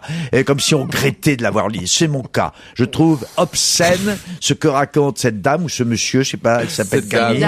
Je trouve ça obscène. Je déteste les choses qui ne se passent pas dans le monde des vivants.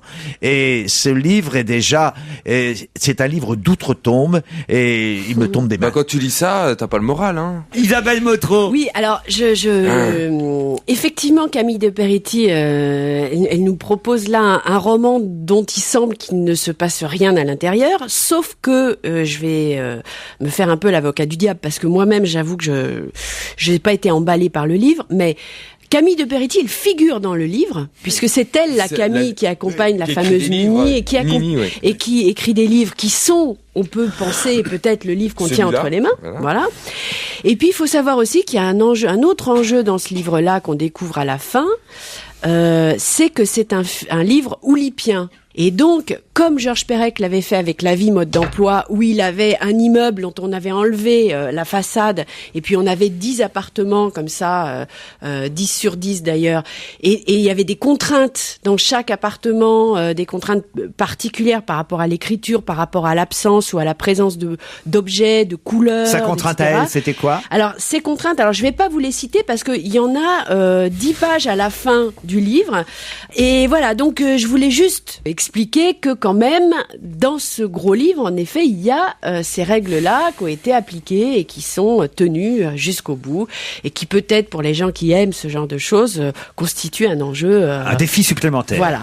Philippe Alfonsi. Alors, c'est un faux-né oulipien. Moi, je suis complètement d'accord avec qu'a dit Philippe tout à l'heure. Ce livre ne m'est pas tombé des mains parce que je me suis appliqué à le lire jusqu'au bout. Je trouve que c'est un livre qui est règlement de compte parce que c'est en effet, elle parle de sa tante ou de sa grand-mère, je ne sais plus, la fameuse Nini. Et sa grand-mère, oui. Et il y a un règlement de compte. Il y a une gêne de cette fille devant la mort, devant la vieillesse, devant cette femme qu'elle déteste quelque part, alors qu'elle l'a adorée. Je veux dire que la vieille l'a adorée. Bon, il y a une sécheresse. Alors, bien évidemment, il faut un faux-né. Il faut habiller tout ça. Et tout d'un coup, voilà, on appelle Georges Perec au secours. Quand Georges Perec fait ça, il le fait avec un talent formidable et puis en plus il innove. Là, tout d'un coup, on met un faux nez. Voilà, j'ai écrit un livre sec, j'ai écrit un livre méchant quelque part, méchant. J'ai ressenti une méchanceté dans ce livre. Est-ce que vous vous souvenez de Ensemble c'est tout de Gavalda? Oui. Bon, vous vous souvenez du personnage de la vieille qui est justement Oui, bien sûr. maison de retraite. Et beaucoup d'auditeurs ont certainement vu le film qui a été adapté du roman. Eh bien, autant il y avait une espèce d'amour, de profonde humanité et de profonde tristesse aussi de cette femme qui s'abandonnait là-dedans. Et on voit Guillaume Canet, Audrey Tautou dans le film aller chercher cette vieille dame à la maison de retraite. Eh bien, c'est exactement le contraire. Là, tout d'un coup, il n'y a plus d'humanité, il n'y a que du rejet, il n'y a que de la gêne. Il y a en effet une espèce d'incroyable gêne devant la mort et devant la vieillesse. Et voilà, on visite avec des règles oulipiennes quelque chose de tout à fait désespérant.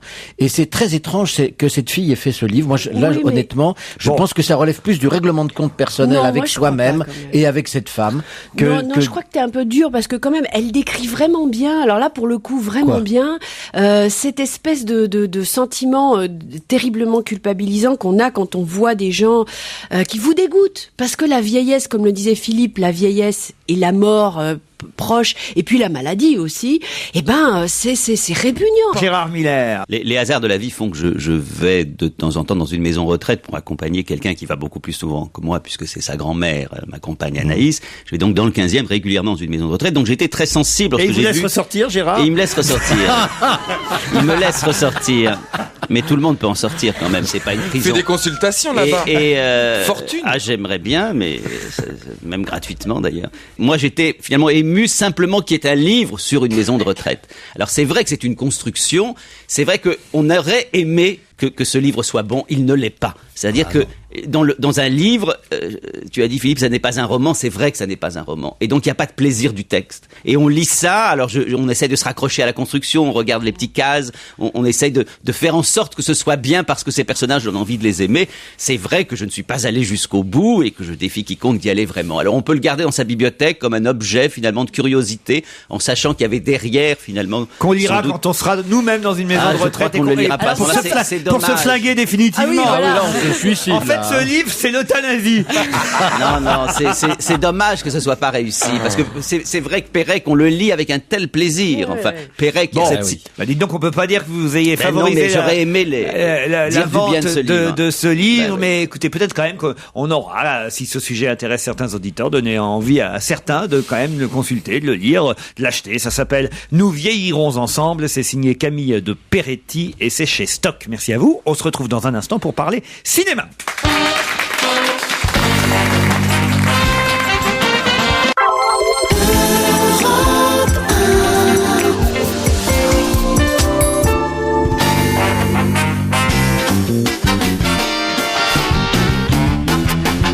C'est l'heure de Monique Pantel au téléphone. Bonjour Monique.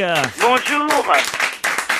Les films qui sont sortis mercredi, j'ai envie de commencer par un film... Oh non, laissez-moi commencer. Ah bon? Ah, ne commencez pas, hein. Elle a préparé quelque chose. Alors? Je viens de tomber amoureuse d'un éléphant. Ah.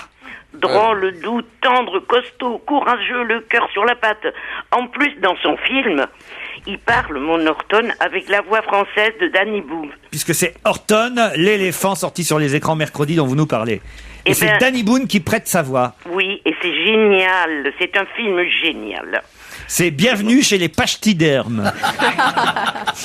Oui, justement, parce que ce pachyderme, il est un peu ch'ti. Ouais.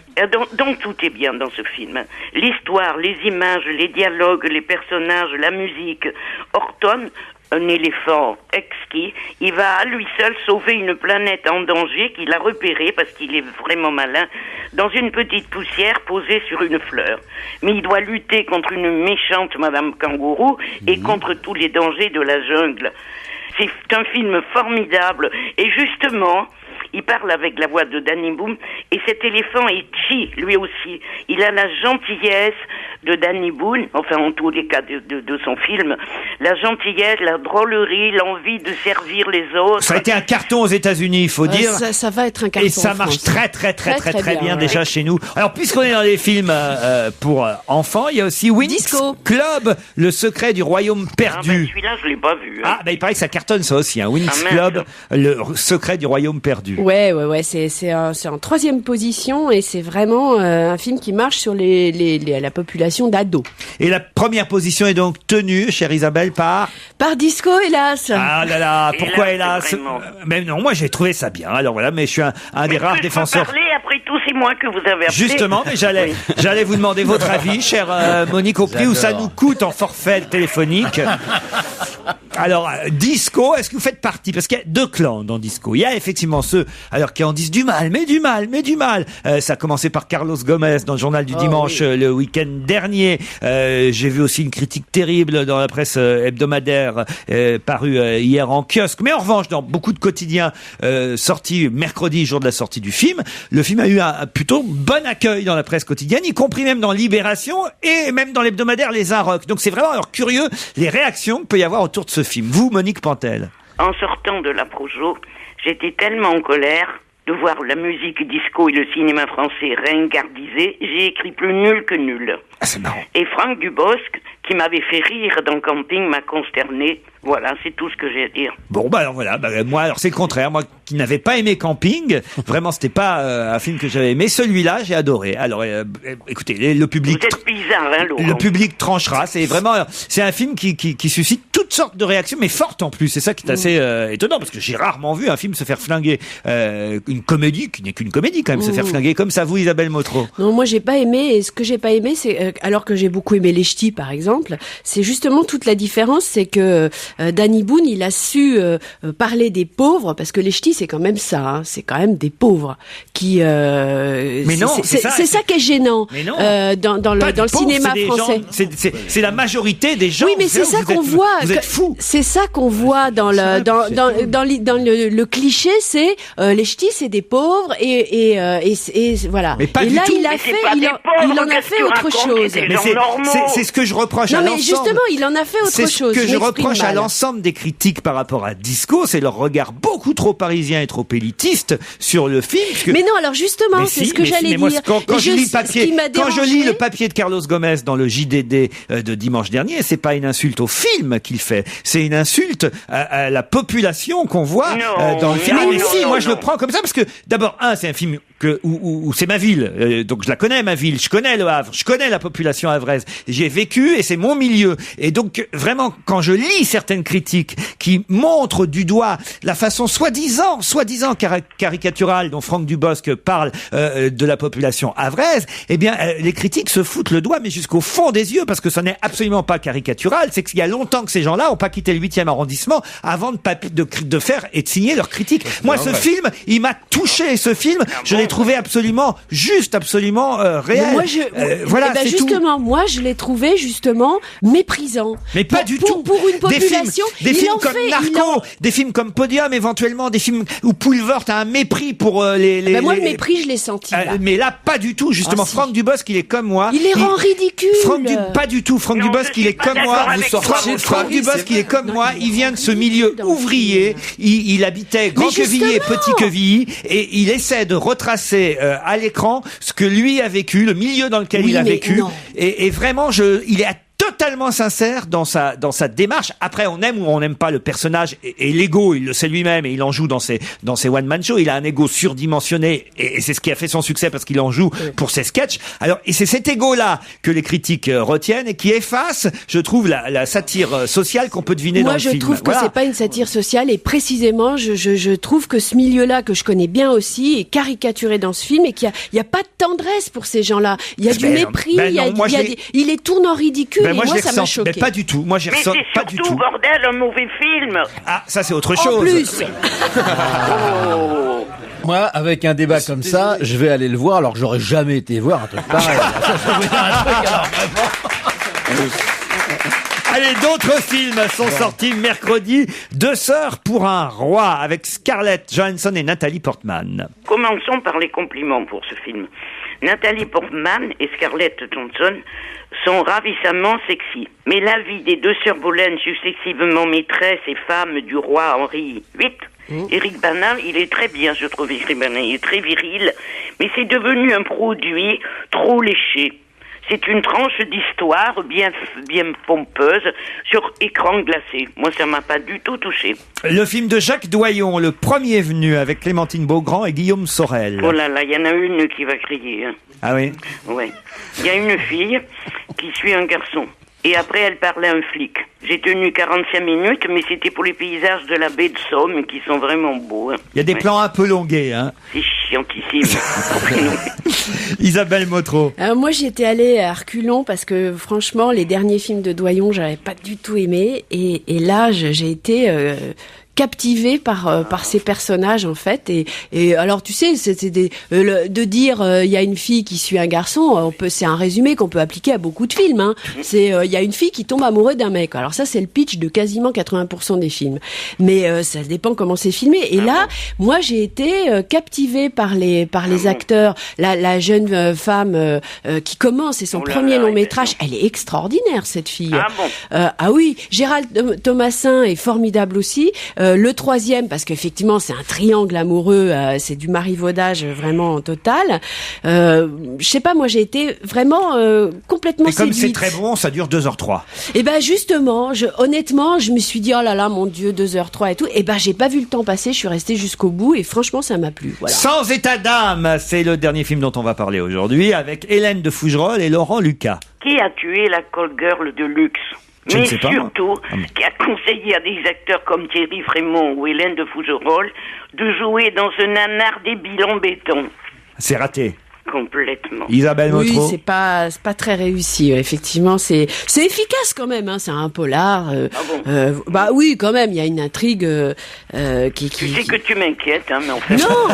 Non, mais enfin Allez, bon. pour résumer, c'est un sorties, thriller, voilà. Les sorties de la semaine, on peut dire que vous pouvez aller voir sans alors là vraiment, sans problème, Horton, les aventures de l'éléphant.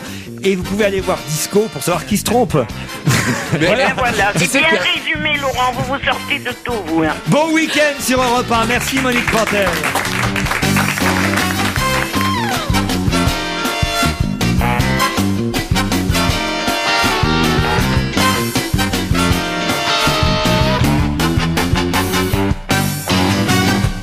Retrouvez toute Europe 1 sur europe1.fr.